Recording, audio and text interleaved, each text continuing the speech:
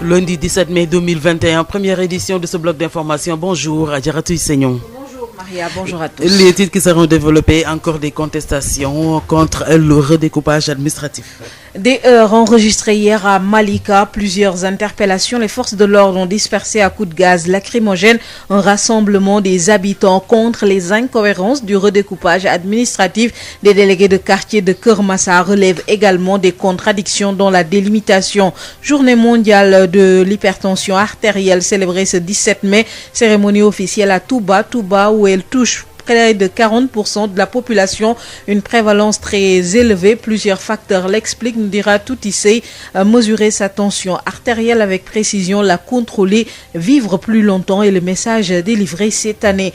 Commercialisation arachidière Sonacos Louga fait le bilan, record dans la cadence de réception, record dans la collecte avec des impacts dans la création d'emplois. Et puis retenez que le chef de l'État est à Paris ce lundi. Le président Macky Sall participe au sommet sur le financement des économies africaines alors qu'une nouvelle nuit de bombardement a été enregistrée à Gaza dans le conflit israélo-palestinien. Plusieurs manifestations en soutien à la cause palestinienne prévues à Dakar. Et le développement de tous ces titres, c'est juste après ceci. Avec vous, Adjaratou Seignon. Bonjour à tous, Alune Badara Sosé assure la mise en onde de cette édition que nous démarrons avec les heurts enregistrés hier à Malika. Des habitants se sont mobilisés pour s'opposer au projet de redécoupage administratif. La police est intervenue pour empêcher la manifestation. Les forces de l'ordre ont dû user de gaz lacrymogène pour disperser le rassemblement des habitants. Plusieurs interpellations à Malika, nous dit Elhaj Moussatia. La tension était vive dans les rues de Malika. Des échauffourées entre forces de l'ordre et populations suite à l'interdiction de la tenue d'un rassemblement par une partie des populations qui voulaient se prononcer face à la presse sur le projet de redécoupage administratif devant le domicile des Khalifa Malika. Les populations dénoncent les manquements et incohérences notées sur le projet avant de réclamer la restitution par l'autorité de plusieurs quartiers jadis appartenant à la commune de Malika. Les forces de l'ordre ont surgi avant d'intimer l'ordre à la foule de se disperser ou de tenir leur point de presse dans un lieu pour ne pas perturber l'ordre public. Face au refus des uns, une pluie de grenades lacrymogènes s'abat sur la foule qui se disperse. Quelques-uns se manifestent et sont interpellés par la police. Excédés par les interpellations et les grenades lacrymogènes, un autre groupe est parti barrer la route principale qui mène vers la corniche. Des gravats et autres objets joncent la route. Les véhicules font demi-tour pour éviter les manifestants. Plusieurs personnes sont interpellées, dont des conseillers qui s'étaient joints aux populations pour réclamer des quartiers traditionnels jadis de Malika, qui finalement, de découpage en découpage, sont rattachés dans les communes voisines, à savoir Keur Massar et Yeumbeul Nord. Malika, Elhaj Moussa Thiam pour la radio Sud FM. Elhaj Moussa Thiam, les délégués de quartier de Keur Massar relèvent également des incohérences et non-sens dans la délimitation. Les délégués de quartier de Keur Massar demandent d'ailleurs l'intégration de toutes les unités des Parcelles Assainies Keur Massar Rufisque dans la commune de Diakhaye. Parcelles Assainies et la révision de la délimitation des limites sud du département jusqu'à la ligne du chemin de fer. Les précisions des membres de l'association des délégués et de Keur Massar. Écoutons à ce propos Elhaj Daouda Mbaye au micro de Birama Ndiaye. Nous savons que Keur Massar est découpé en 6 communes et 3 arrondissements. Et du coup, il y aura une délégation spéciale. Et comme le président de la République avait signé un décret qui doit autoriser, en fait, pousser l'indemnisation des délégués de quartier, mais jusqu'à présent, rien n'a été fait. C'est pourquoi nous interpellons l'autorité qui avait donné effectivement des instructions fermes au maire de la ville de Pikine pour que tous les 133 délégués de quartier soient indemnisés, ce qui n'a jamais été fait jusqu'à présent. Et pourtant, ce décret date de 2016, vous voyez, notamment en son article 12. La deuxième chose, c'est que comme Keur Massar village est constitué de plusieurs quartiers qui sont liés par des liens filiaux, il y a une route qui traverse un quartier proprement dit, et finalement, une partie est dans une telle commune et l'autre partie dans une autre commune. Donc les populations ont un peu demandé à ce qu'on ne scindent pas les quartiers traditionnels. L'autre détail, c'est que au niveau des Parcelles Assainies de Keur Massar Rufisque 1, avant le découpage, il y avait le décret 96-745 du 30 août 1996 qui avait délimité le département de Pikine et le département de Rufisque. Vous savez, Keur Massar est dans le département de Pikine et Jaxaay est dans le département de Rufisque. Bon, maintenant, du moment où ce décret sera abrogé et remplacé effectivement par un autre décret, bon, nous, on veut que toutes les Parcelles Assainies de Keur Massar Rufisque 1 soient dans la même commune, c'est-à-dire la commune de Jaxaay Parcelles. Voilà, donc il y a aussi un problème parce que Keur Massar n'a rien dans la forêt de Mbao. Compte tenu du décret 87-745 du 30 août qui fut le dernier découpage de la région de Dakar. Bon, maintenant, vous savez, Keur Massar a sa gare routière dans la forêt de Mbao. Vous voyez. Donc, ce qu'on sollicite, c'est qu'au moins une partie de la forêt soit intégrée dans le département de Keur Massar. C'est pourquoi on sollicite à ce que la limite soit au niveau des rails du chemin de fer ou bien au moins au niveau de l'autoroute à péage. L'hypertension artérielle, journée mondiale de l'hypertension artérielle célébrée aujourd'hui, cérémonie officielle à Touba où l'hypertension artérielle touche plus de 40% de la population, une prévalence très élevée dans la cité religieuse. Les précisions avec Toutissé. L'hypertension artérielle connaît des proportions inquiétantes dans le pays. L'HTA, qui est parmi les maladies non transmissibles, touche 29% des personnes âgées de 18 à 69 ans. Elle est la cause de plusieurs cas de décès. Une situation plus préoccupante à Touba où le taux de prévalence est des plus élevés. Dr Babacar Mbaye, cardiologue, est membre du groupe Sosecar, Société sénégalaise de cardiologie. La prévalence de l'hypertension artérielle est de l'ordre de 45% dans la ville sainte de Touba. Et vous voyez que ce taux est nettement au-dessus de la prévalence nationale qui est de l'ordre de 29,8%. Vous savez, Touba est une ville particulière où on a une population très sédentaire. La pratique sportive n'est pas bien encouragée à Touba, vu son caractère religieux et spirituel. Aussi, on mange trop gras, on mange trop salé, la qualité de l'eau. Une maladie qui peut être évitée, nous dit toujours Dr Babacar Mbaye. Pour la prévention, il faut tout d'abord savoir son statut, savoir si on est hypertendu ou pas. Encourager la pratique sportive et manger moins sucré, moins salé et moins gras. La journée mondiale de l'hypertension artérielle, célébrée ce 17 mai à Touba, sera marquée par une série de rencontres auxquelles prendront part les différents acteurs pour une large sensibilisation des populations. Toutissé Mbacké, Sud FM. Touti, c'est une prévalence de plus de 40% à Touba, alors que l'hypertension artérielle touche 30% de la population adulte au Sénégal. La prédisposition génétique est identifiée comme première cause de la maladie, favorisée par ailleurs par le mode de vie. Si elle n'est pas traitée, l'hypertension artérielle peut causer d'autres complications, AVC, maladie cardiaque, maladie rénale ainsi que la cécité.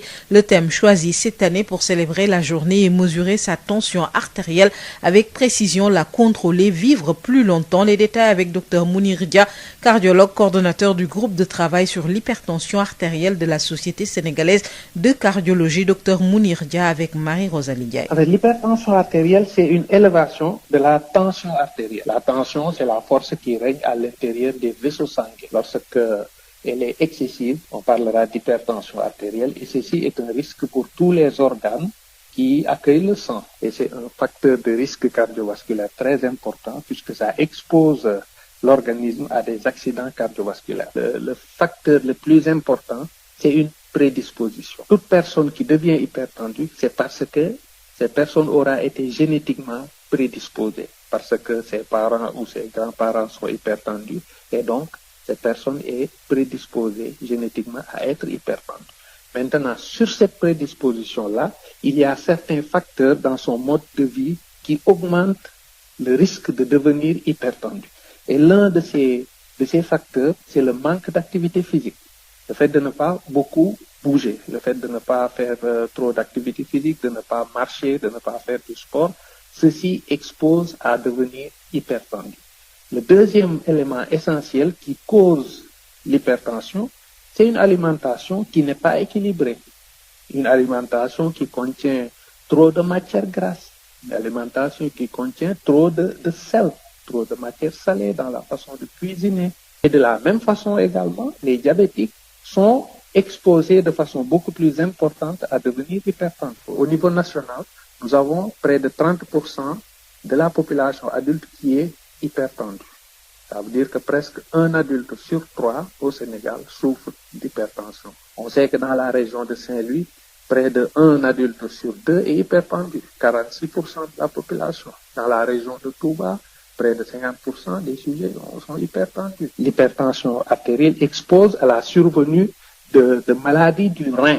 Que cause l'hypertension artérielle, c'est les complications cardiaques, les maladies cardiaques, telles que les crises cardiaques, l'infarctus du myocarde, sans oublier certaines autres atteintes qui touchent les yeux. Et nous savons qu'au Sénégal, 17% des causes de mortalité sont dues aux maladies cardiovasculaires. Donc dans cette fourchette-là, l'hypertension occupe une part très importante.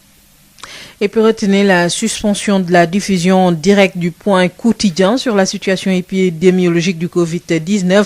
Le ministère de la Santé et de l'Action sociale a décidé désormais de communiquer les informations sur l'évolution de l'épidémie à travers un communiqué partagé avec la presse sur la page Facebook ou encore les autres plateformes numériques du ministère et du gouvernement.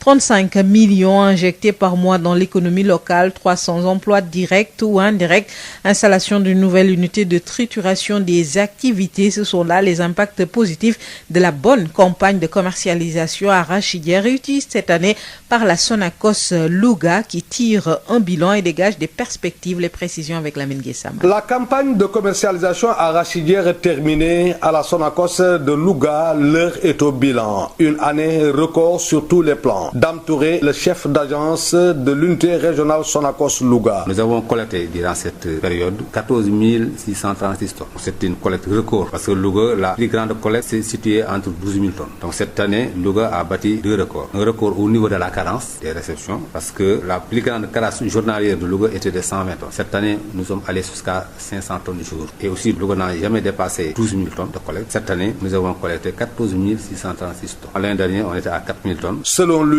cette bonne collecte va positivement impacter dans l'économie locale. Des emplois directs et indirects générés, une masse salariale de près de 35 millions de francs CFA. Dame Touré. Toute cette quantité doit être transformée sur place. C'est la volonté de la direction générale. Par rapport à ça, nous avons plus de 250 emplois en emploi direct. Et en emploi direct, nous avons une cinquantaine qui travaillent au niveau de l'usine. Globalement, nous avons plus de 300 personnes qui travaillent dans l'usine de la Sonacos de Louga. Autour du décortiquage. Autour du décortiquage, de l'estockage, ça génère après un revenu mensuel de 35 millions qui entre dans la ville de Louga. Et ça va durer combien de temps? Jusqu'à la fin des opérations, jusqu'à mi-juillet. Avec l'installation sous peu d'une unité de trituration déjà acquise et la diversification en vue, l'usine de Louga pourrait de nouveau fonctionner à plein temps comme par le passé au grand bonheur des jeunes hommes et femmes à la recherche d'un emploi. L'unité de trituration est déjà acquise. On est en train de préparer un cahier de charge pour le transfert et l'installation. Et en plus même, on nous a encore doté d'une pelle mécanique pour pouvoir dégager les coques vides et autres. La direction générale certainement ne va pas s'arrêter là parce que même on compte faire de la diversification. On compte diversifier l'activité. On peut même faire de la pâte d'arachide et pourquoi pas aussi du no-fly.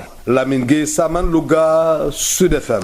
Lamine Gueye Saman, retenez que le chef de l'État, le président Macky Sall, est à Paris ce lundi. Le chef de l'État participe au sommet sur le financement des économies africaines. Pendant ce temps, le conflit israélo-palestinien préoccupe. L'armée israélienne a mené aux premières heures ce matin une intense série de frappes sur Gaza après une semaine noire ayant fait quelques 200 morts dans les violences entre l'État hébreu et le Hamas islamiste. Les manifestations et appels donc au soutien à la cause palestinienne se multiplient à Saint-Louis. L'association des imams et oulémas outrés par les scènes de violence à Jérusalem en Palestine qui ont fait plusieurs morts condamnent avec la dernière énergie ces attaques de Israël accusé d'avoir fait irruption dans la mosquée d'Al-Aqsa. retenez que plusieurs manifestations sont prévues en collaboration avec des organisations islamiques. Donc l'Alliance nationale pour la cause palestinienne compte organiser un rassemblement pacifique ce 21 mai à la place de la Nation pour soutenir la Palestine. Le collectif Ñoo Lank appelle donc les Sénégalais également à se joindre à la marche prévue ce vendredi 21 mai pour soutenir la Palestine et exiger la fin de l'agression israélienne. Le secrétariat du comité central du PIT réuni ce week-end condamne les frappes criminelles israéliennes contre le territoire palestinien de Gaza. Maria. Merci à vous, Adjaratou Sagnan. Rendez-vous à 7h30 dans la seconde édition de ce bloc d'info. altine fukki fan ak juróom-ñaar ci weeru mai 2021 li gën a fës ci xibaar yi bokk na ci yëngu yooyu nga xam ne mu ngi am ci banlieue bi jëm ci li ñuy dogatee Ndakaaru.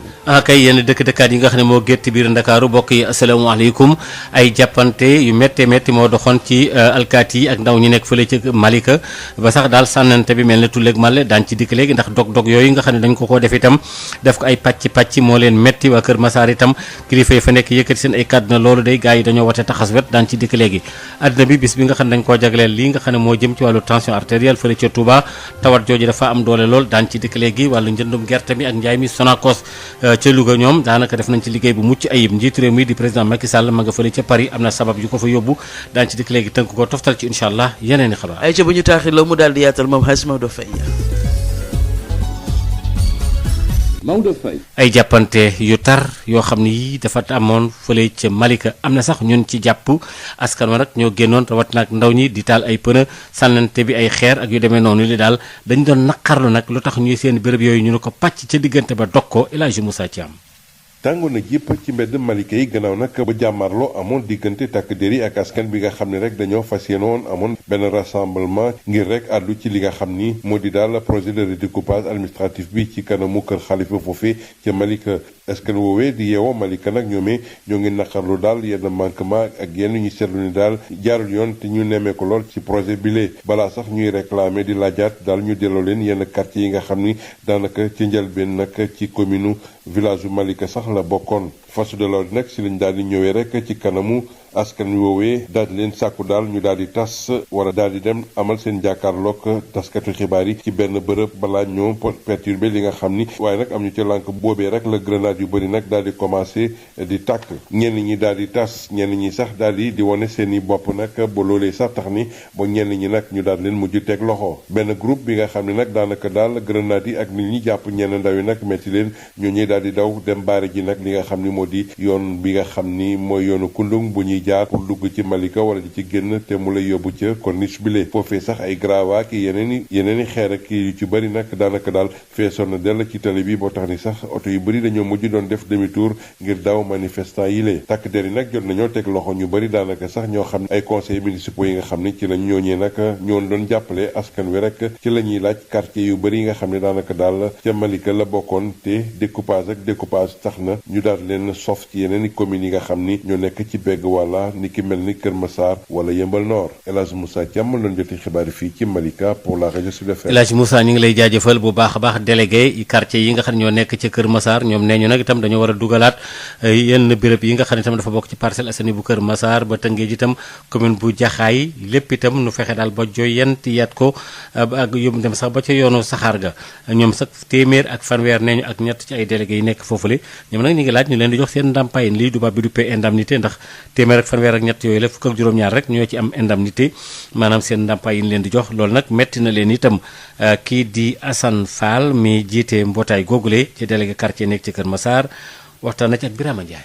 ñu di koy fàttaliwaat rek ni am na ndigal lu mu joxe woon loo xam ni depuis 2016 ci département bi mu wax ni maire de la ville nga fay délégué de quartier yi nañu ko yóbbu ba 700 délégué ndax département bi day màgg loolu boobu ba tey ñu ngi toog di xaar gis fay ñu ci délégué bi moom parce que lépp lu ñëw rek Kër Massar moom du ci jot na ma ko war a jotee autorité di Kër Massar 17 personnes ñoo koy fayeeku ci 135 quartiers 17 personnes ñoo koy fayeeku ci biir loolu ñoo ngi am ay 27 personnes yoo xam ne ñu ay remplaçants la ñu nga xam ni ñi ñu remplacé dañu amoon décision ñu gaañu ñu war leen a remplacé ñooñu seen salaire ba fi ñu toog di wax ñooñu mënuñu jot seen remplaçant yooyu ci loo xam ne même pas un mois waroon na mën ne am na ñoo xam ne depuis 2006 am nañu sax ñu jiitu loolu boobu léegi ñu ngi topp ci loolu te mënuñu xam loolu lan moo ko waral loolu parce que dañuy bañ ñu ne comme léegi Kër Massar département la dossier yooyu nga xam ne nekkoon na foofu ñu di ko topp ñu annulé ko wala ñu téyaa ko bu ñu duñ ci jot parce que li ñuy ñaan daal mooy bala ñuy dem délégation spéciale nañu régler document yooyu ba ñu ko war a jot yëpp jot ko beneen bi ci def ci Kër Massar ni mu toll yëpp loolu bu ñu ko régularisé 47 personnes la ci biir loolu mu desaat 90 personnes yoo xam ne yi kenn amul ci dara te li ñu bëgg nag mooy ñu boole délégué yépp nag fay leen parce que loolu moo jàll parce que commune bi ñoom ne ñu tëli nañu mu àttanuñu ko donc kon moom mi nga xam ne mooy président de la République ñoo ngi koy wax ne nañu wutal solution beneen bi ci des mooy quartier traditionnel yi nga xam ni dañu àndoon démb ak barke démb ñu fexe ba bañ leen xaajale li ci des mooy xam nga ñu mu fas yéene tëddee nii ñoo ngi koy rafetlu mais gis nañ ni am na ci place yi ma borom suñu sagu Kër Massar moom li mu am kenn du ci laal dara xanaa kay yokk ko ci suñu côté diggante ak mbaaw xëy na foofu moom am na fi kii boobu xam ne borom suñu sagu daal ñu seetaat ko parce que mbaaw dafa ñëw ba sës ci biir Kër Massar ñaari commune yi benn bi nekk Kër Massar Est benn bi nekk Kër Massar Ouest loolu daal mooy li nga xam ne bëggoon nañu ko wax fii.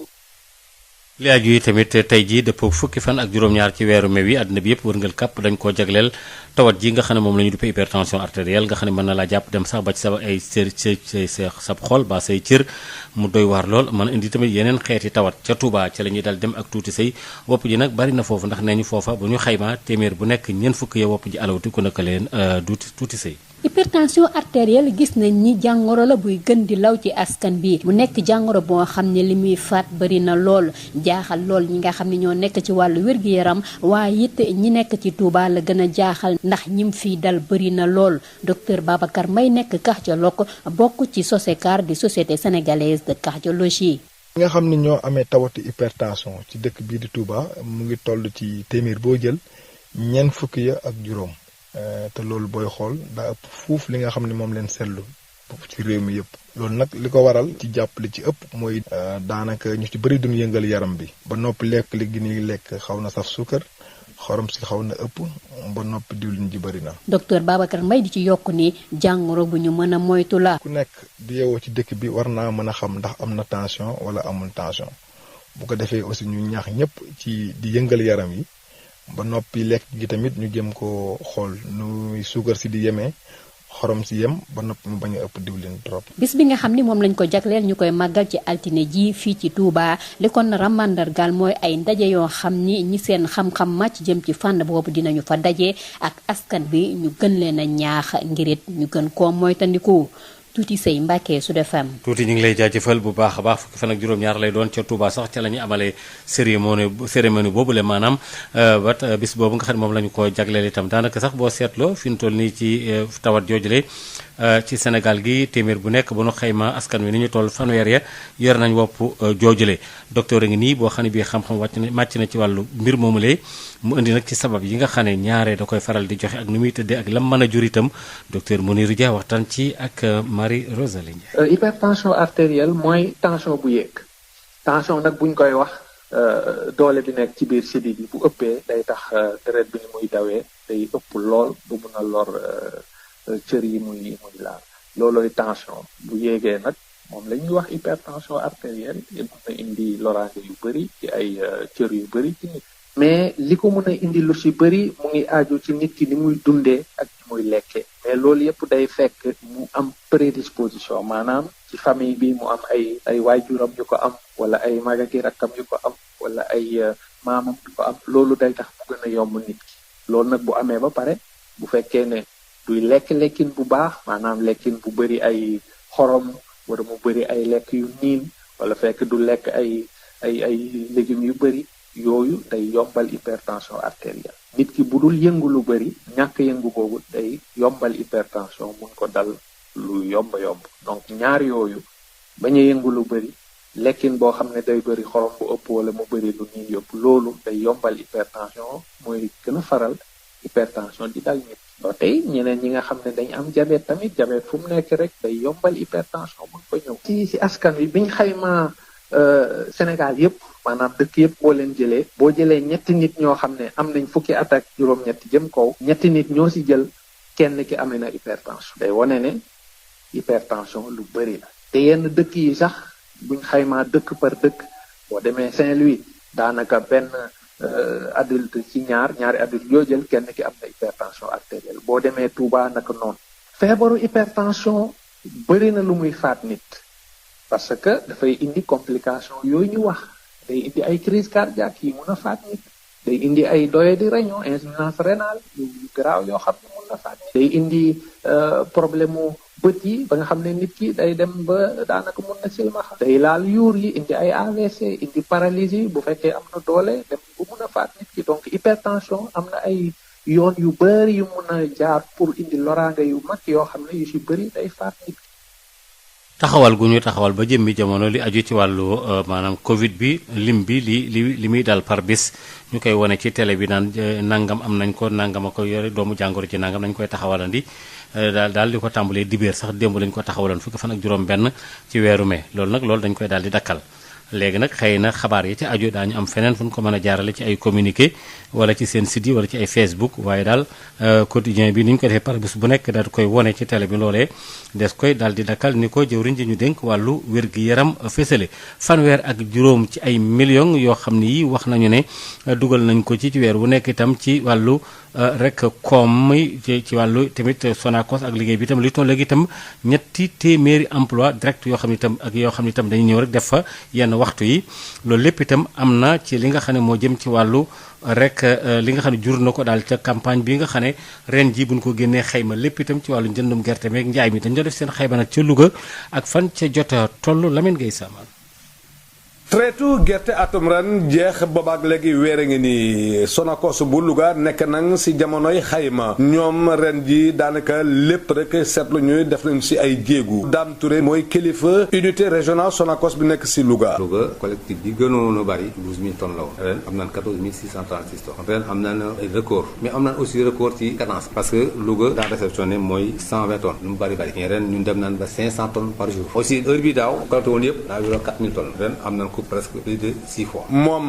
nee na gerte gu bare gi nga xam ne am nañ ko ren dina jur ngëneel si koom-koomu gox bi ndax dina am ay liggéey yu mu joxe lépp boo ko xaymaa lu toll si fanweeri million ak juróom Sonacos dina ko dugal weer wu nekk si région bi. Dame Touré. li ko lépp dañ koy transformer sur place et loolu aussi day générer ay emploi direct de plus de 250 emplois et emploi indirect yoo xam ne presque mën na 50 donc mën na wax tey Louga usine Louga parce que lu mat 300 personnes ñu ngi liggéey ci usine bi ci décortiquage bi ci transfert bi et cetera et loolu aussi mi ngi générer ay revenus presque de 35 millions. jigéen ak góor ay jigéen ak góor yoo xam ne 35 millions yoo xam ne chaque mois dana dugg ci biir dëkk. loolu si diiru ñaata at lay wéy. dana dem xam naa ne ba ci xaaju mois de juillet. ak jumtuwaay bi nga xam ne nar dañ ko fay def ngir muy nal dëwlin te ñu am ko ba pare waaye itam yaatal seen ay yëngu-yëngu loolu dina tax usine Louga bi delluwaat si ni mu meloon si ay jamono maanaam di yëngu si ab diir loolu nag nar a nekk ngëneel lool góor ñi ak jigéen ñi nga xam ni ñoo nekk si région bi di wutum xëy. boo unité boobu moom na mu ko waxee woon noonu la ko def liggéey woon na ko léegi daanaka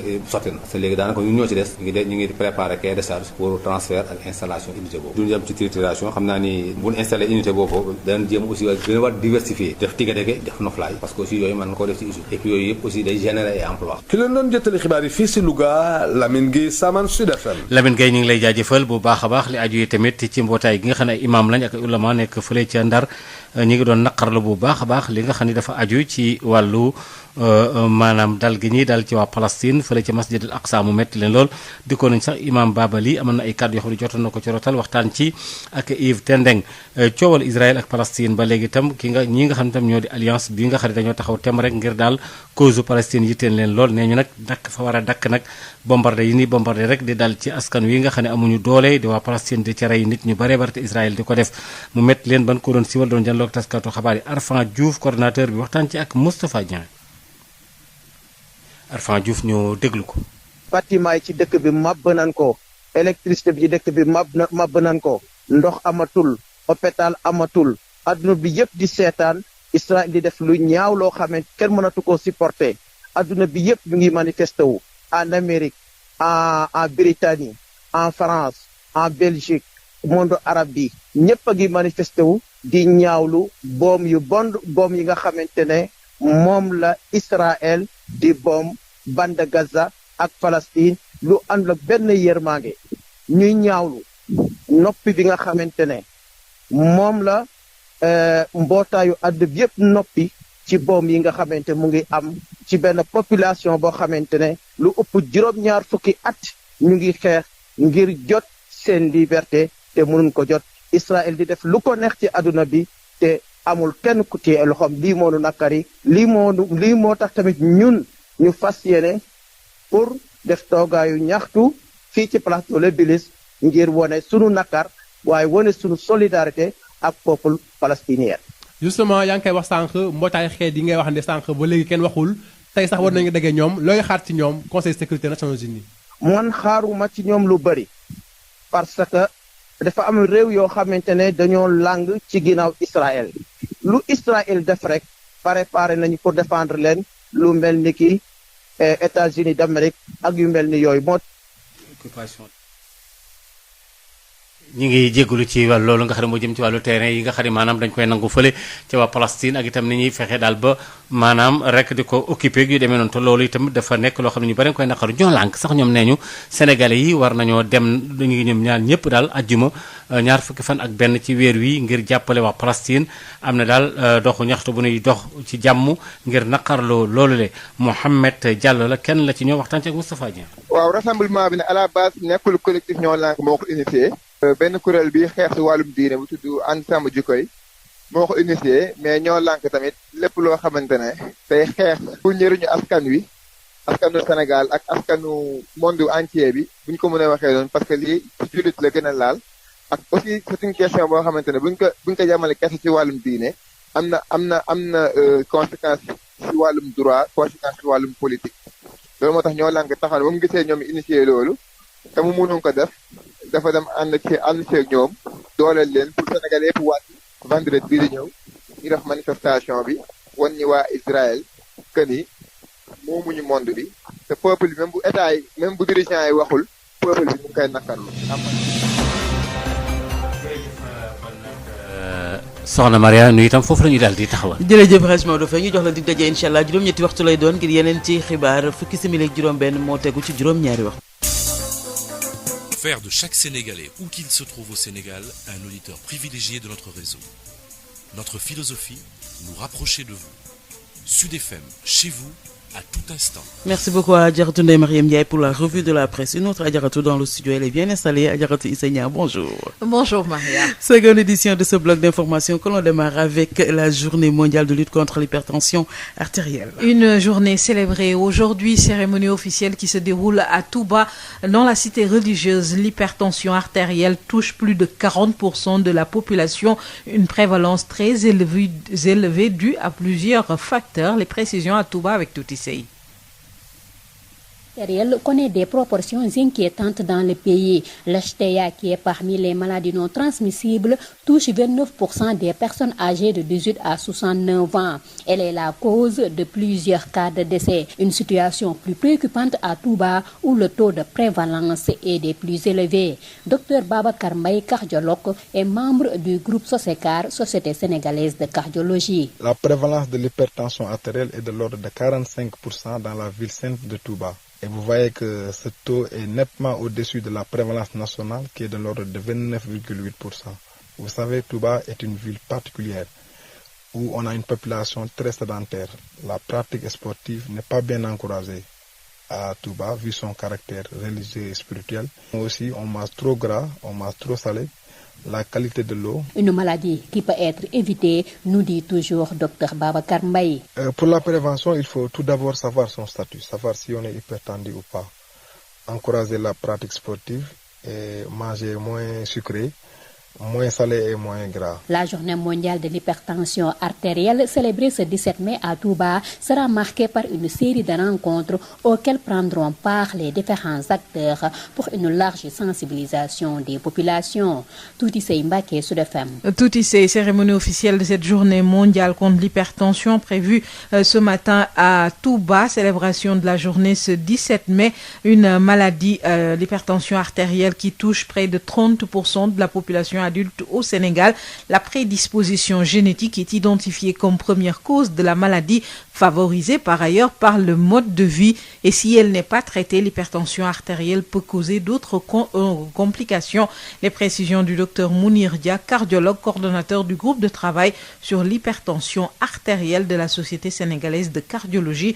Docteur Mounir Dia, interrogé par Marie-Rosalie Ndiaye. L'hypertension artérielle, c'est une élévation de la tension artérielle. La tension, c'est la force qui règne à l'intérieur des vaisseaux sanguins. Lorsque elle est excessive, on parlera d'hypertension artérielle, et ceci est un risque pour tous les organes qui accueillent le sang. Et c'est un facteur de risque cardiovasculaire très important puisque ça expose l'organisme à des accidents cardiovasculaires. Le facteur le plus important, c'est une prédisposition. Toute personne qui devient hypertendue, c'est parce que cette personne aura été génétiquement prédisposée, parce que ses parents ou ses grands-parents sont hypertendus, et donc cette personne est prédisposée génétiquement à être hypertendue. Maintenant, sur cette prédisposition-là, il y a certains facteurs dans son mode de vie qui augmentent le risque de devenir hypertendu. Et l'un de ces facteurs, c'est le manque d'activité physique. Le fait de ne pas beaucoup bouger, le fait de ne pas faire trop d'activité physique, de ne pas marcher, de ne pas faire du sport, ceci expose à devenir hypertendu. Le deuxième élément essentiel qui cause l'hypertension, c'est une alimentation qui n'est pas équilibrée. Une alimentation qui contient trop de matière grasse, une alimentation qui contient trop de sel, trop de matière salée dans la façon de cuisiner. Et de la même façon également, les diabétiques sont exposés de façon beaucoup plus importante à devenir hypertendus. Au niveau national, nous avons près de 30% de la population adulte qui est hypertendue. Ça veut dire que presque un adulte sur 3 au Sénégal souffre d'hypertension. On sait que dans la région de Saint-Louis, près de 1 adulte sur 2 est hypertendu, 46% de la population. Dans la région de Touba, près de 50% des sujets sont hypertendus. L'hypertension artérielle expose à la survenue de maladies du rein que cause l'hypertension artérielle. C'est les complications cardiaques, les maladies cardiaques, telles que les crises cardiaques, l'infarctus du myocarde, sans oublier certaines autres atteintes qui touchent les yeux. Et nous savons qu'au Sénégal, 17% des causes de mortalité sont dues aux maladies cardiovasculaires. Donc dans cette fourchette-là, l'hypertension occupe une part très importante. Vous venez de suivre les précisions du docteur Mounir Dia, cardiologue, coordonnateur du groupe de travail sur l'hypertension artérielle. Rappelons que la journée mondiale contre l'hypertension est célébrée ce 17 mai sous le thème « Mesurer sa tension artérielle avec précision, la contrôler, vivre plus longtemps ». Cérémonie officielle prévue ce matin à Touba où la prévalence préoccupe les professionnels. Et puis parlons de ces heurts et plusieurs interpellations enregistrées hier à Malika. À Dakar, la police a empêché la tenue d'un rassemblement contre le redécoupage administratif. El Hadj Moussa Thiam. La tension était vive dans les rues de Malika, des échauffourées entre forces de l'ordre et populations suite à l'interdiction de la tenue d'un rassemblement par une partie des populations qui voulaient se prononcer face à la presse sur le projet de redécoupage administratif devant le domicile des Khalifa Malika. Les populations dénoncent les manquements et incohérences notées sur le projet avant de réclamer la restitution par l'autorité de plusieurs quartiers jadis appartenant à la commune de Malika. Les forces de l'ordre ont surgi avant d'intimer l'ordre à la foule de se disperser ou de tenir leur point de presse dans un lieu pour ne pas perturber l'ordre public. Face au refus des uns, une pluie de grenades lacrymogènes s'abat sur la foule qui se disperse. Quelques-uns se manifestent et sont interpellés par la police. Excédés par les interpellations et les grenades lacrymogènes, un autre groupe est parti barrer la route principale qui mène vers la corniche. Des gravats et autres objets joncent la route. Les véhicules font demi-tour pour éviter les manifestants. Plusieurs personnes sont interpellées, dont des conseillers qui s'étaient joints aux populations pour réclamer des quartiers traditionnels jadis de Malika qui finalement de découpage en découpage sont rattachés dans les communes voisines, à savoir Keur Massar et Yeumbeul Nord. Malika, El Hadj Moussa Thiam pour la radio Sud FM. El Hadj Moussa Thiam, des incohérences également relevées par les délégués de quartier de Keur Massar qui demandent aux autorités l'intégration de toutes les unités et Parcelles Assainies Keur Massar Rufisque dans la commune de Yaraï Parcelles Assainies et la révision de la délimitation des limites sud du département jusqu'à la ligne du chemin chemin de fer, l'association des délégués de Keur Massar a fait plusieurs observations. 35 millions injectés par mois dans l'économie locale, 300 emplois directs ou indirects, installation d'une unité de trituration des activités. Voici les impacts positifs de la bonne campagne de commercialisation arachidière réussie cette année par Sonacos Louga qui tire un bilan. Lamine Guessaman. La campagne de commercialisation arachidière est terminée à la Sonacos de Louga. L'heure est au bilan. Une année record sur tous les plans. Dame Touré, le chef d'agence de l'unité régionale Sonacos Louga. Nous avons collecté durant cette période 14 636 tonnes. C'est une collecte record parce que Louga, la plus grande collecte, c'est située entre 12 000 tonnes. Donc cette année, Louga a bâti 2 records. Un record au niveau de la carence des réceptions parce que la plus grande carence journalière de Louga était de 120 tonnes. Cette année, nous sommes allés jusqu'à 500 tonnes du jour. Et aussi, Louga n'a jamais dépassé 12 000 tonnes de collecte. Cette année, nous avons collecté 14 636 tonnes. L'année dernière, on était à 4 000 tonnes. Selon lui, cette bonne collecte va positivement impacter dans l'économie locale. Des emplois directs et indirects générer une masse salariale de près de 35 millions de francs CFA. Dame Touré. Toute cette quantité doit être transformée sur place. C'est la volonté de la direction générale. Par rapport à ça, nous avons plus de 250 emplois en emploi direct. Et en emploi direct, nous avons une cinquantaine qui travaillent au niveau de l'usine. Globalement, nous avons plus de 300 personnes qui travaillent dans l'usine de la Sonacos de Louga. Autour du décortiquage. Autour du décortiquage, de l'estockage. Ça génère après un revenu mensuel de 35 millions qui entrent dans la ville de Louga. Et ça va durer combien de temps? Jusqu'à la fin des opérations, jusqu'à mi-juillet. Avec l'installation sous peu d'une unité de trituration déjà acquise et la diversification en vue, l'usine de Louga pourrait de nouveau fonctionner à plein temps comme par le passé au grand bonheur des jeunes hommes et femmes à la recherche d'un emploi. L'unité de trituration est déjà acquise. On est en train de préparer un cahier de charge pour le transfert et l'installation. Et en plus même, on nous a encore doté d'une pelle mécanique pour pouvoir dégager les coques vides et autres. La direction générale certainement ne va pas s'arrêter là parce que même on compte faire de la diversification. On compte diversifier l'activité. On peut même faire de la pâte d'arachide et pourquoi pas aussi du no-fly. Lamine Guessaman, Louga, Sud FM. Lamine Guessaman, journée des élèves orphelins du système éducatif des élèves orphelins pris en charge au niveau des IEF de Bombay, Diofior, Fatick par l'organisation Amis des orphelins de l'éducation. Ils ont tous reçu des fournitures scolaires et autres appuis. Ngordiagne, coordonnateur de l'organisation, nous explique le système au micro de Ngorsar. Nous avons élargi pour prendre en charge l'IEF de Bombay, l'IEF de Fatick et l'IEF de Diofior pour un total de 95 élèves orphelins du système éducatif. Cette journée que nous célébrons aujourd'hui, c'est la symbiose de la solidarité pour que les problèmes rencontrés au niveau de ces familles orphelines, avec la déperdition scolaire, la précarité, vraiment ces familles sont en train de souffrir et nous n'avons pas le droit de les délaisser, de les laisser. Nous qui sommes là aujourd'hui, nous avons le devoir moral et la responsabilité historique de prendre en charge ces enfants-là pour que demain, ces enfants-là puissent être comptés parmi ceux qui vont porter ce pays-là. On ne doit pas les laisser en rade, les laisser dans la rue, mais avec la solidarité nationale, la solidarité étatique, la solidarité des partenaires et de la communauté éducative, bien évidemment, je pense que tous ces problèmes-là seront résolus. Pour la première et la deuxième édition, nous avons pris en charge que les orphelins de parents enseignants. Mais l'objectif final, à partir certainement de la troisième édition, nous allons lancer la journée nationale de la solidarité pour prendre en charge tous les orphelins du système éducatif. Et pourquoi pas les autres orphelins. Donc avec le partenaire public et privé, parce que nous travaillons pour l'État, nous sommes des agents de l'État. Si un soldat du savoir tombe, l'État a l'obligation et le devoir de prendre en charge sa famille. Tous les enseignants décédés de Bombay, leurs familles sont pris en charge. À Fatick, on a lancé le recensement, on devait recenser 100 enfants. Les dons sont divers. Il y a de bons trousseaux, des sacs scolaires avec des fournitures, mais il y a aussi une enveloppe financière.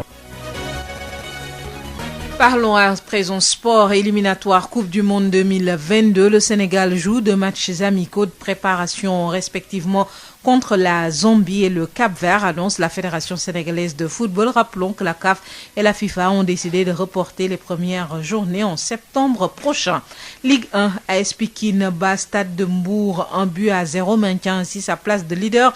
Durant le match hier, les Mbourois ont créé beaucoup de difficultés à l'AS Pikine selon le coach Massamba Cissé qui estime l'équipe va continuer de travailler sur le mental des joueurs. On l'écoute avec Elhaj Moussa Thiam.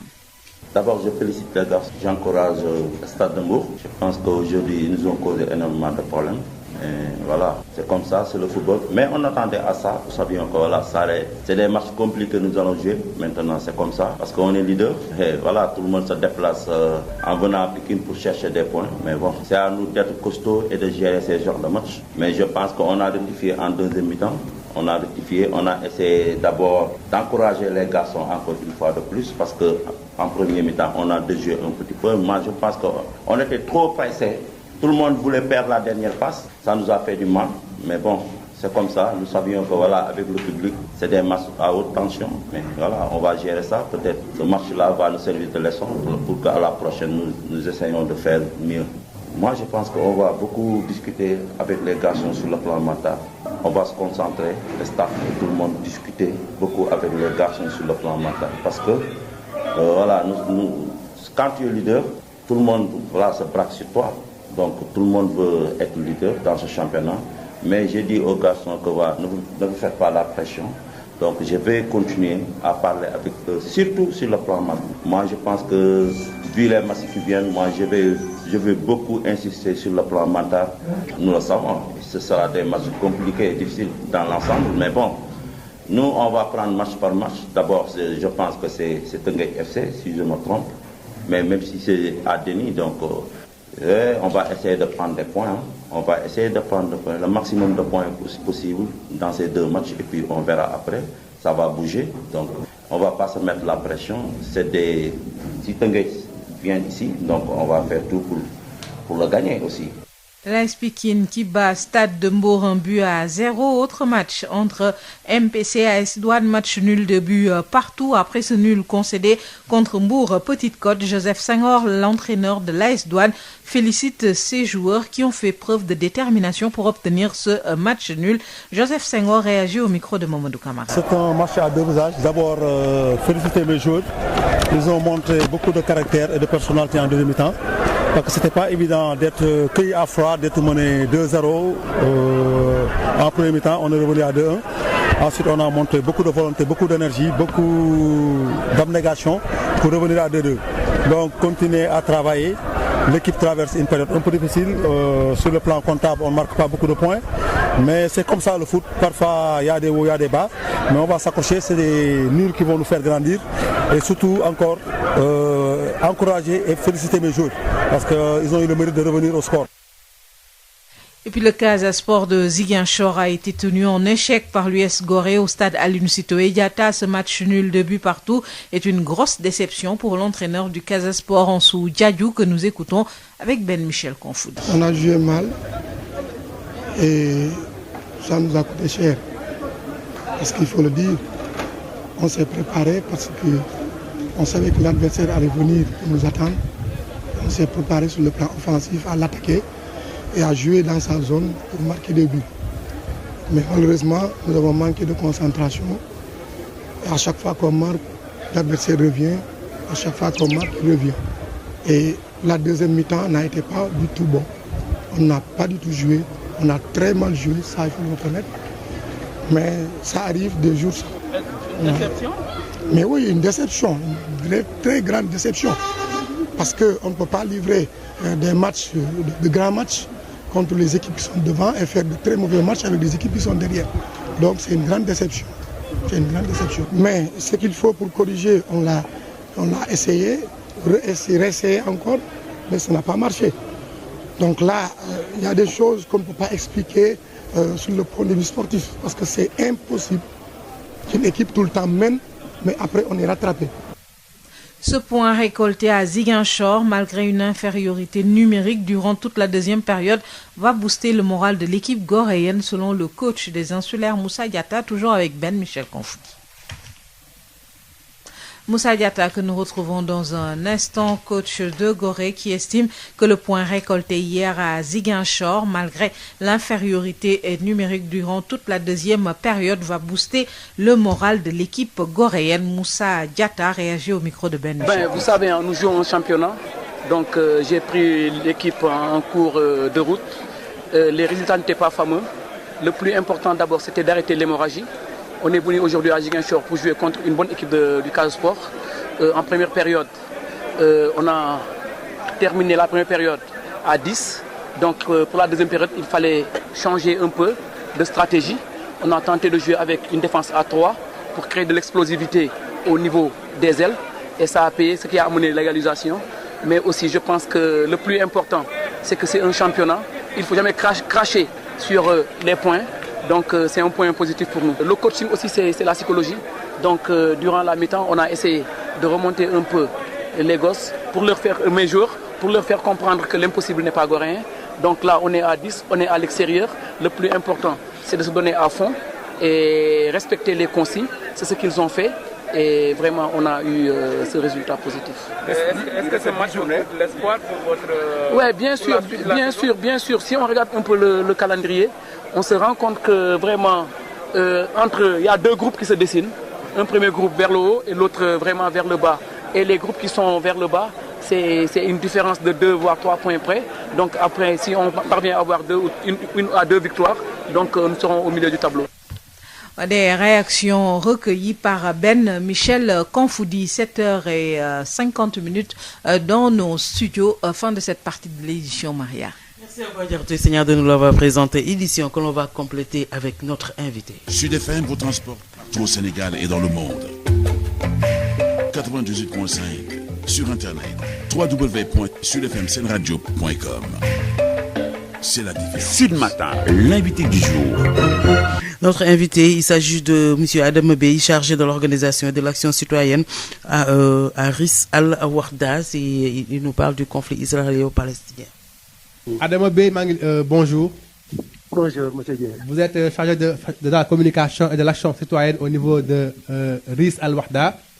Alors, vous comptez organiser ce vendredi 21 mai un rassemblement en soutien au peuple palestinien. Pourquoi? Oui, donc nous comptons, Inch'Allah, organiser un rassemblement pacifique de soutien au peuple palestinien qui subit une agression barbare, violente, criminelle de la part de l'État d'Israël. Donc, sur tous les plans, ce peuple est un peuple martyr. Au niveau, parce que nous nous sentons concernés au premier plan, parce que ce sont des musulmans qui sont martyrisés, qui sont violentés. Et le prophète nous a dit que celui qui ne s'intéresse pas de l'affaire des musulmans, il n'est pas des leurs, il n'est pas musulman. Et on ne peut pas regarder des musulmans être violentés dans leur chair, sans rien dire. L'autre chose, c'est une question de foi. Les musulmans, ils sont en train de protéger Al-Masjid al-Aqsa, la mosquée Al-Quds, qui est dans Jérusalem. Et cette mosquée-là, c'est le plus de passage du prophète sallallahu alayhi wa sallam lors de son ascension vers le ciel pour prendre les 5 prières de l'islam. Et donc les juifs veulent récupérer cette mosquée-là, veulent faire tomber cette mosquée-là. Et c'est que les musulmans palestiniens refusent catégoriquement. Et donc, de ce fait, ils sont en train de les bombarder, de tout faire sur ce peuple martyr de la Palestine. L'autre chose aussi, sur le plan juridique, la Palestine, l'ONU a émis beaucoup de résolutions donc, sur la Palestine. Mais l'État d'Israël ne respecte pas ces résolutions-là. Et le monde entier est en train de regarder, sans rien dire. Et si c'était un autre peuple qui faisait cela, tout le monde, ce qu'on appelle la communauté internationale, allait dire non. Donc on se souvient lorsque le Koweït a été envahi par l'Irak. Tout le monde s'était ligué contre l'Irak. Mais aujourd'hui, c'est l'Israël qui bafoue l'ordre mondial, qui bafoue les résolutions des Nations Unies, mais donc les Nations Unies disent rien. Les États-Unis qui ont le droit de veto au niveau des Nations Unies, donc à chaque fois que les autres demandent une résolution, ils disent niet. Justement, le Conseil de sécurité des Nations Unies se réunit aujourd'hui même, dimanche, pour s'appuyer sur la question. Qu'est-ce que vous attendez de ce Conseil? Non, nous n'avons aucune attente de ce Conseil parce que ce sont les Nations Unies qui possèdent le droit de veto au niveau des Nations Unies. Et donc, s'ils disent non, rien ne peut pas passer là-bas. Mais les Nations Unies, ils sont devant leur responsabilité. Nous le mettons devant leur responsabilité. Ils doivent arrêter ce que fait l'Israël. La Palestine doit vivre en paix. La Palestine doit vivre en paix. Donc ce que nous appelons les États-Unis, qui possède le droit de veto, et tous les membres des Nations Unies à arrêter donc la barbarie de l'Israël sur les peuples palestiniens. Ce sont les enfants, des femmes, des écoles, des hôpitaux qui sont bombardés. Ça, c'est inhumain. Rien ne peut justifier ça. Et comment est-ce que vous appréciez la réaction de l'État du Sénégal qui a récemment sorti un communiqué pour condamner ces violences? Nous encourageons le Sénégal, l'État du Sénégal. Donc, c'est mieux que rien, mais je pense que l'État du Sénégal doit être plus ferme dans sa déclaration. Parce qu'apparemment, pratiquement, il a mis sur le même pied l'Israël et la Palestine. Il a demandé aux Palestiniens d'arrêter de jeter des pierres et demandé à l'État d'Israël d'arrêter de bombarder. Mais la Palestine, les Palestiniens, ils sont en train de se défendre. Il faut ce qu'on appelle la défense. Ils n'ont que des pierres pour se protéger contre l'Israël qui a des bombes qui volent sur le ciel pour bombarder.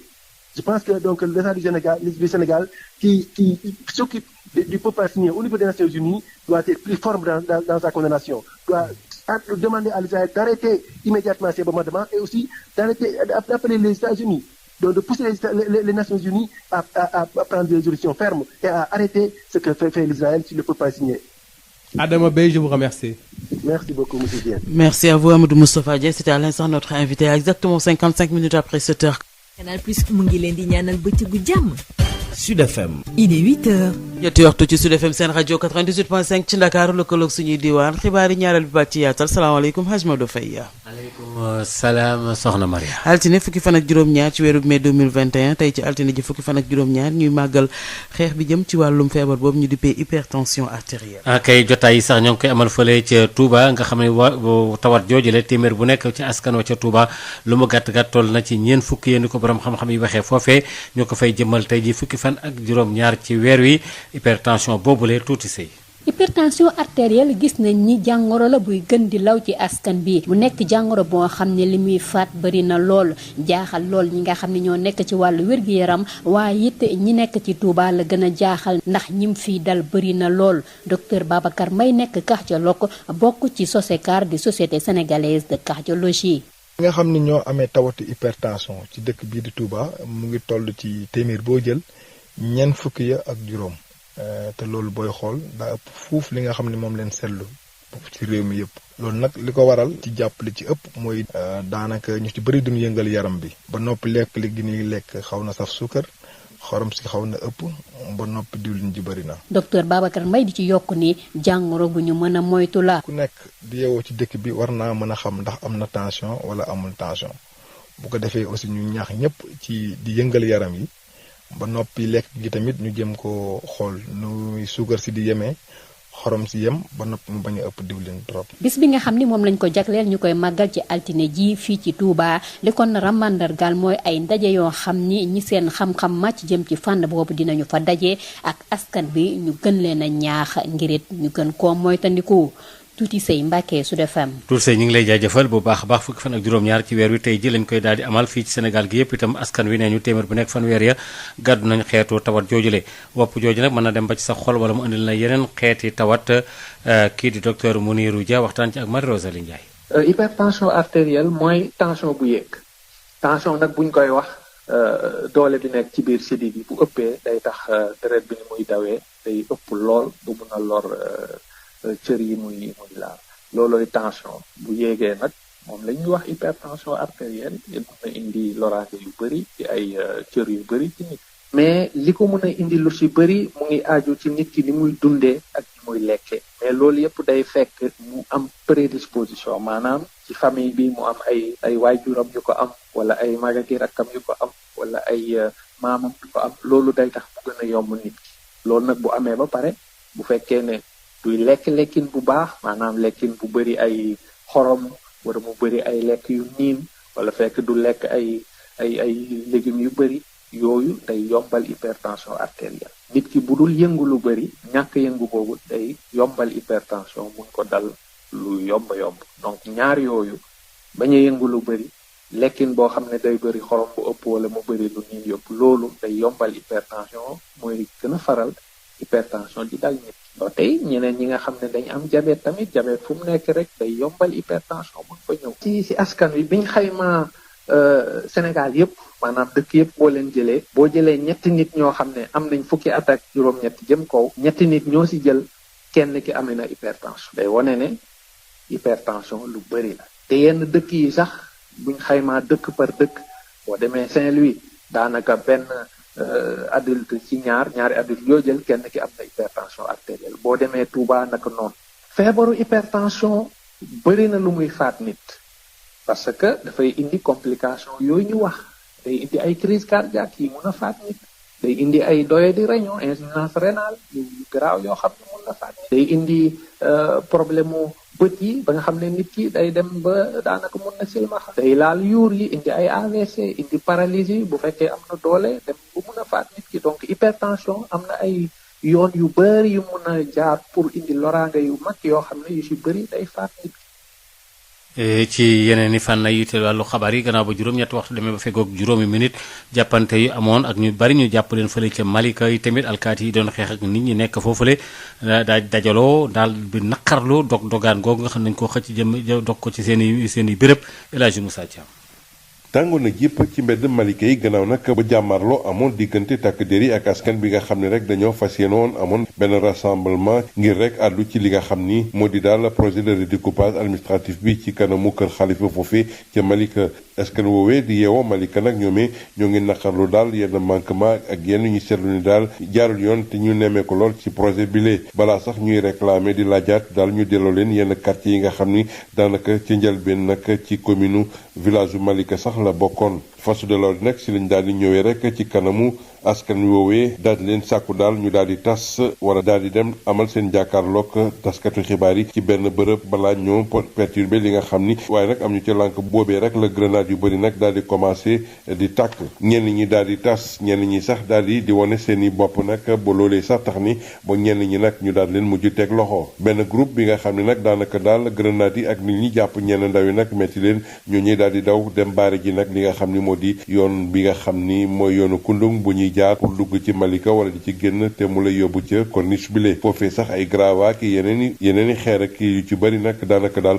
feesoon na dell ci tali bi boo tax ni sax oto yu bëri dañoo mujj doon def demi tour ngir daw manifestant yi le takk der yi nag jot nañoo teg loxo ñu bëri daanaka sax ñoo xam ne ay conseils municipaux yi nga xam ne ci lañ ñooñee nag ñoon doon jàppale askan wi rek ci la ñuy laaj quartier yu bëri yi nga xam ne daanaka daal ca Malika la bokkoon te découpage tax na ñu daal leen sof ci yeneen i communes yi nga xam ni ñoo nekk ci begg wàlla ni ki mel ni Kër Massar wala Yëmbal Nord El Hadji Moussa Thiam doon joti xibaar fii ci Malika pour la rajo Sud FM. El Hadji Moussa ci loolu la ñuy desandi ba léegi délégué quartier yi nekk foofu la yi tamit lu ci tolloog téeméer ak fanweer ak ñett ci délégué quartier yooyu nee ñu fukki ak juróom-ñaar rek la ñuy jox seen ay ndàmpaay di leen fay seen indemnité ñi des ñoom amuñu dara te it ñoom sax wax nañu ne béréb yu baree bari dañ ko war a dellu siyaat rawat nag yu mel ne Parcelles Assainies yi nekk Kër Massar ba ngay dem ba commune bu Jaxaay ñu déglu Assane Fall mooy leen jiite ci micro Birama Ndiaye.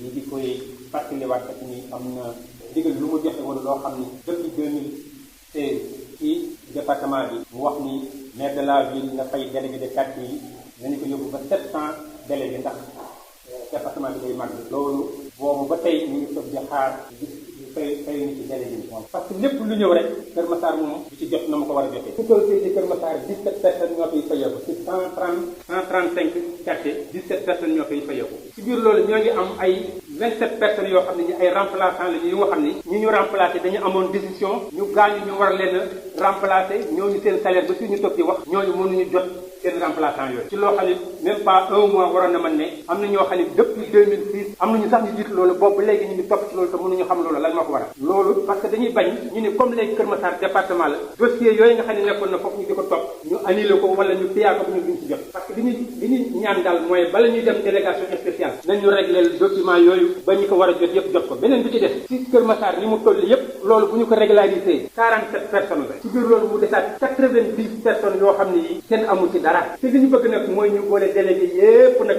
fay leen parce que loolu moo jaadu parce que commune bi ñoom ne ñu tënk nañu mu àttanuñu ko donc kon moom mi nga xam ne mooy président de la République ñoo ngi koy wax ne nañu wutal solution beneen bi ci des mooy quartier traditionnel yi nga xam ni dañu àndoon démb ak barke démb ñu fexe ba bañ leen xaajale li ci des mooy xam nga ñu mu fas yéene tëddee nii ñoo ngi koy rafetlu mais gis nañ ni am na ci place yi borom suñu sago Kër Massar moom li mu am kenn du ci laal dara xanaa tey yokk ko ci suñu côté diggante ak mbaaw xëy na foofu moom am na fi bu mu xam ne borom suñu sago daal ñu seetaat ko parce que mbaaw dafa ñëw ba sët ci biir Kër Massar ñaari commune yi benn bi nekk Kër Massar Est benn bi nekk Kër Massar Ouest loolu daal mooy li nga xam ne bëggoon nañu ko wax fii.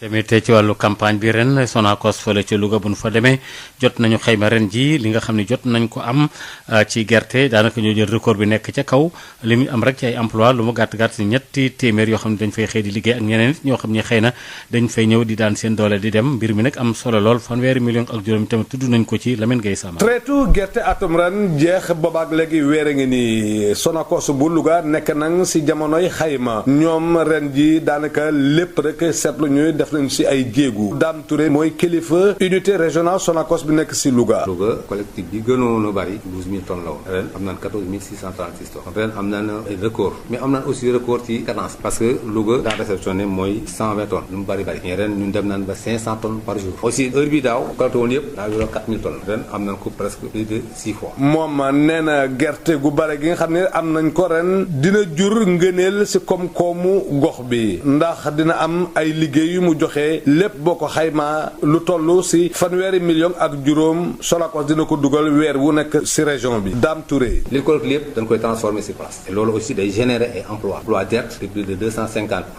emploi indirect yoo xam ne presque mën na 50 donc mën na wax tey Louga usine Louga presque lu mat 300 personnes ñu ngi liggéey ci usine bi ci décortiquage bi ci transfert bi et cetera et loolu aussi mi ngi générer ay revenus presque de 35 millions. jigéen ak góor ay jigéen ak góor yoo xam ne 35 millions yoo xam ne chaque mois dana dugg ci biir. loolu si diiru ñaata dana dem xam naa ni ba ci xaaju mois de juillet. ak jumtuwaay bi nga xam ne nar dañ ko fay def ngir muy nal dëwlin te ñu am ko ba pare waaye itam yaatal seen ay yëngu-yëngu loolu dina tax usine Louga bi delluwaat si ni mu meloon si ay jamono maanaam di yëngu si ab diir loolu nag nar a nekk ngëneel lool góor ñi ak jigéen ñi nga xam ni ñoo nekk si région bi di wutum xëy. boo unité boobu moom na ko waxee woon noonu la ko def liggéey woon na ko léegi daanaka sotti na te léegi daanaka ñun ñoo ci des ñu ngi préparé cahier de charge pour transfert ak installation unité boobu duñu dem ci trituration xam naa ni bu ñu installé unité boobu danañ jéem aussi gën a war diversifier def tigadege def noflaay parce que aussi yooyu mën nga ko def ci usine et puis yooyu yëpp aussi day générer ay emploi. ki leen doon jëttali xibaar yi fii si Louga Lamine Gueye Saman Sud FM.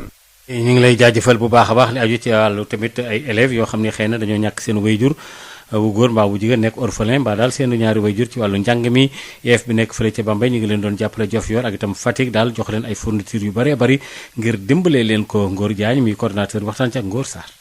dañu ñëw pour célébrer deuxième édition journée de solidarité pour suñu mbokku jàngalekat yi nga xam ne ñoo nekkoon fii di jàngal doomu Sénégal ay soldats du savoir xëy xëy rek yàlla moom leen ñooñu tey seen njaboot ñoo fi des ñun ñu nekk ak ñoom nekk seen i nijaay seen i papa seen i maam ñooñu amuñu droit tey bàyyi leen parce que seen i parents nekkatuñu fi ñoom dem nañu mais ñun ñoo des comme ay seen i parents moo tax kuréel bi juddu pour que njaboot boobu seen i difficulté suñ ko mënul régler à 100% ñu bay ci suñu waar ba ñu gis ne am na ñu fi nekkal ñu bañ a dugg dem ci mbedd mi seen njàng bañ a yàqu ñu encadré leen teete leen ànd ak ñoom ak kilifa yi ba ëllëg ñu bokk ci ñi nga xam ne ñoom ñooy ngan réew ñu mën a réussir ñu am les mêmes chances que suñuy doom ak doomu keneen téeméeri xale ak juróom fukk la ñu waroon jàppale Bambey juróom fukk IEF Fatick juróom fukk IEF Diofior juróom fukk Bambey moom matale na mais bi ñu ñëwee bi ñu lancé recensement bi Fatick dafa xaw a def 95 élèves orphelins moom la ñu feete tey jox leen ay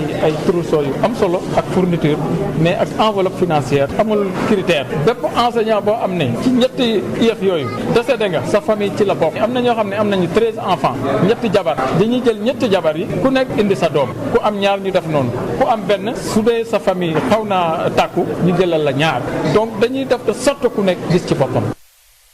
ci wàllu tàggat yaram ci bu ñu ci demee gannaaw ba juróom-ñetti waxtu demee fekkook fukki minutes ak ñett ci éliminatoire coupe du monde bi 2022 Sénégal dana am ñaari match yoo xam ni match su xaritoo lay doon jogante ci weeru juin diggante Cap Vert lay dajal ak itam réew mi nga xam ne moo di Zambie fi mu toll nii fédération sénégalaise bu football ñoom ñoo joxe xabaar boobule. ñu fàttali tamit CAF dafa wax ak FIFA ne daal itam li aju ci wàllu éliminatoire yooyu dañ koy daal dàq ba weeru satumbar wala nga xam ne moom la ñu dëgmal.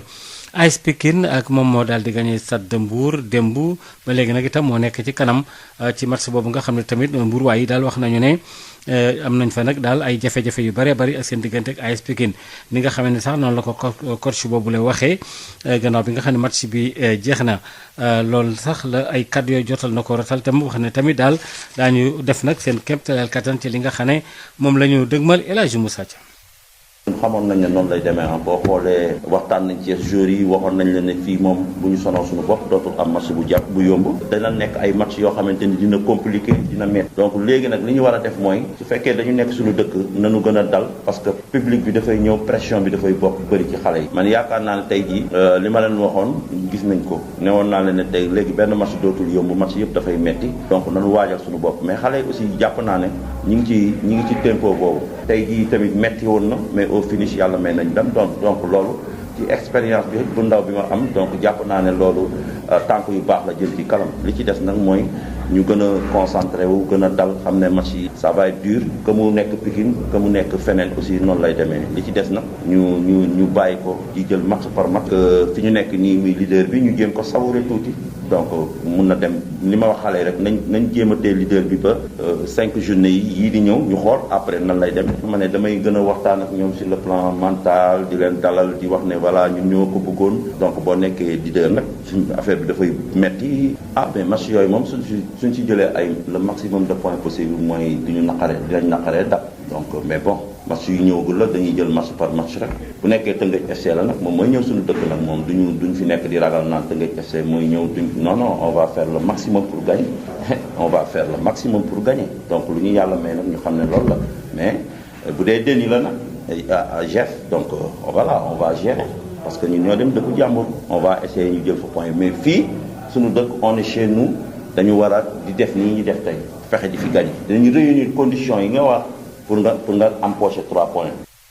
Samba Cissé di ki nga xam ne moom moo di coach bu Pikine boobule AS Pikine Stade de Mbour benn bal ci dara Mbour Petite Côte ak AS Douane dañoo témboo ndam demul dikkul itam ñaar kenn ku nekk ñaari bal nga dugal gannaaw ba nga xam ne match nul amoon na itam diggante Mbour Petite Côte ak Joseph Senghor entraîneur bu AS Douane mi ngi doon félicité ay joueuram daal wax leen daal bég na ci taxawaay boobu nga xam ne def na ko waaye nag itam daal neen équipe bi dem ba léegi itam mi ngi am ay jafe-jafe fi mu toll nii Joseph Senghor waxtaan ci ak Mamadou Camara. waaw jafoon na ci man parce que dañu yéex a dugg ci match bi peut-être condition climatique yaa tax parce que tàng na trop tey premier mi-temps bi 16h30 donc xale yi teel ñu dugg ci match bi def penalty boo xam ne manque d'attention deuxième minute beneen bi aussi benn bal boo xam ne sama défense dafa nekk en place ñu contre ma c'est inadmissible ñu jël bii bi mais malgré cela xale yi dañu am abnégation gëm nañ mën nañ ñëwaat et puis mental boobu nañ demee ba ñëw à 2-1 à la mi-temps aussi discours bi ñu leen tenir ñu ñëw monter de la personnalité monter le vrai visage de l'AS Douane ñëw à 2-2 je crois que amoon nañu ay opportunité sax pour dugal un 3 bi mais nul bi baax na ci ñun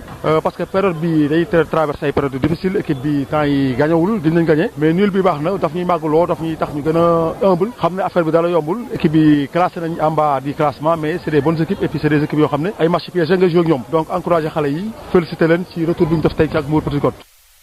léegi ci wàllu Casa Sport bi ak Gorée dañu am début partout kenn ku nekk ñaari bal nga dugal sa morom loolu nag bi nga xamee ne sax am na ki nga xamee ne moom moo di rek entraîneur bi nga xam ne tam moom moo di bu Casa Sport yëkkati na ay kàddu su jéeju wax ne daal itam équipe bi xëy tey ji amoon na ay lenn ci ay jafe-jafe ñu déglu ko.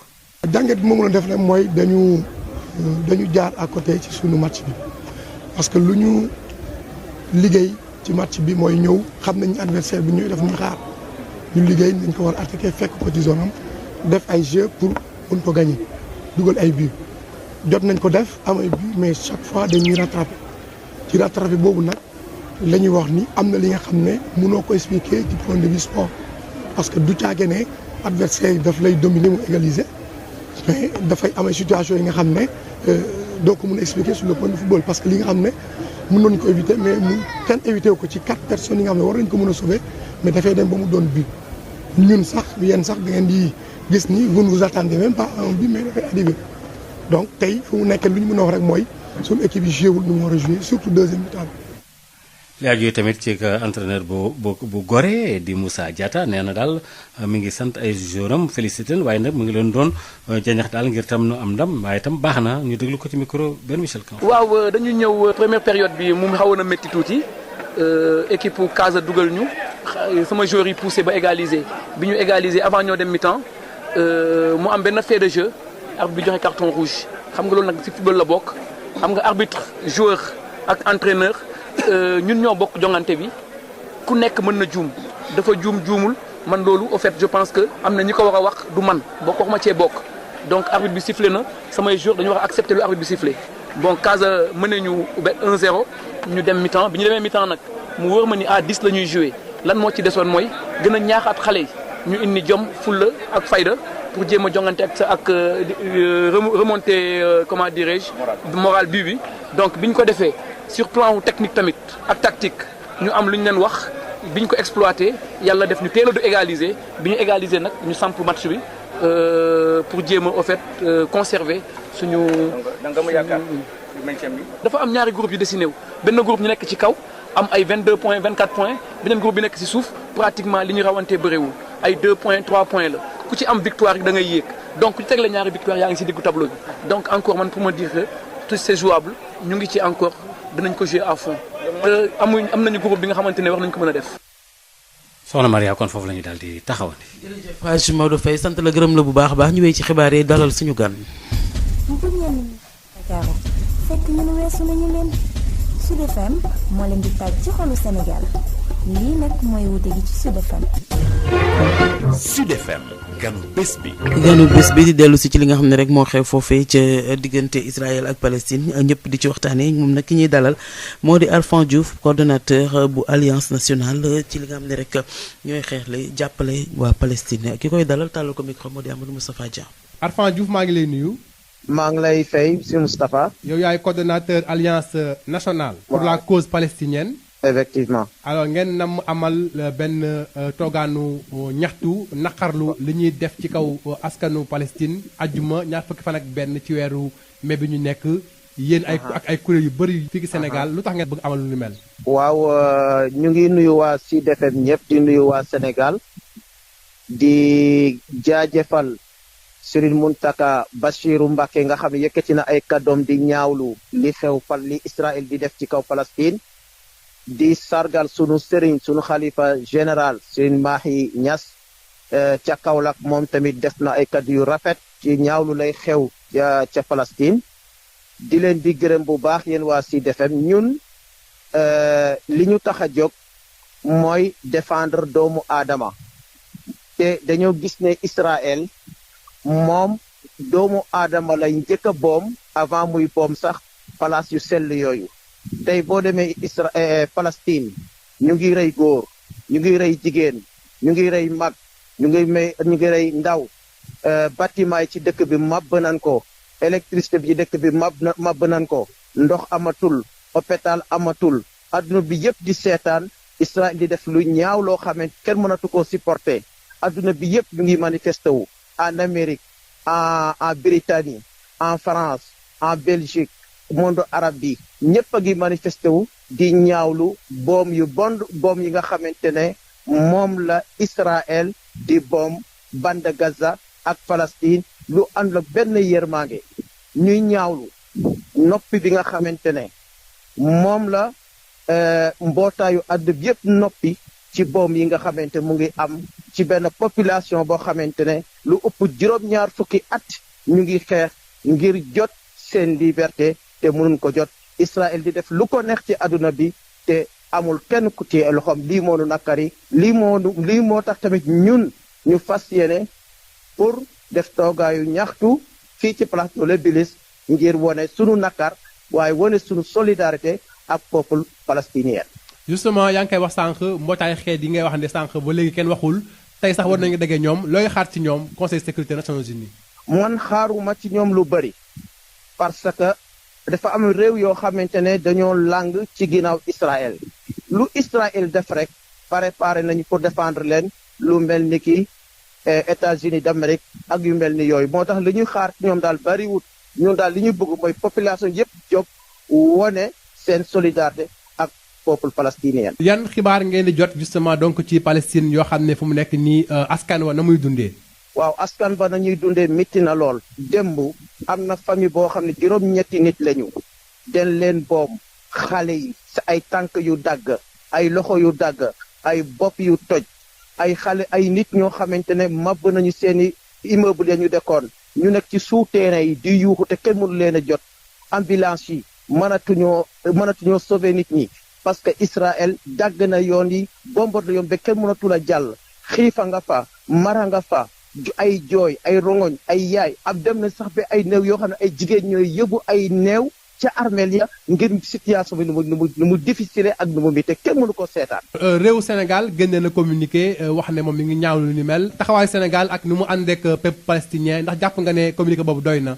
waaw gis nañu communication bi mais jàpp na ne communication bi doyut ndax Sénégal nag dafa yàgg am taxawaay bu rafet ci cause Palestine depuis ci jamono Senghor ñëw ci Abdou Diouf ñëw ci président Abdoulaye Wade même sunu président Macky Sall bi fi nekk.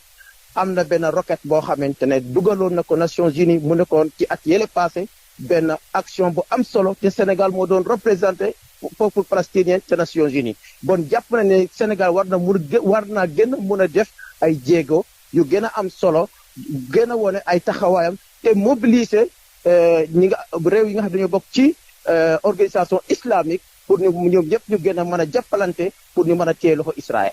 Arfan Diouf maa ngi sant di la gërëm fàttali ne yow yaay coordonnateur alliance nationale pour la cause palestinienne. jërëjëf yow itam Amadou Moustapha Dieng ñu ngi lay sant di la gërëm ci suñu gan googu ñaar fukki simili ak juróom tegu ci juróom-ñett